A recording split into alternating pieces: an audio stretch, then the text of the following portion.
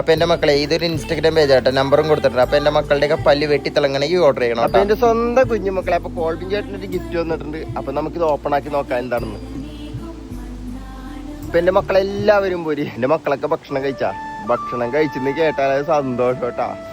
നല്ല കിടിലൻ കിടുകാച്ചിയായിട്ട് വെട്ടി തിളങ്ങും മക്കളെ പല്ല്. എമ്മാതിരി പല്ലായിരിക്കും അറിയോ കോൾബിൻ ചേട്ടൻ്റെ പല്ല് കണ്ട.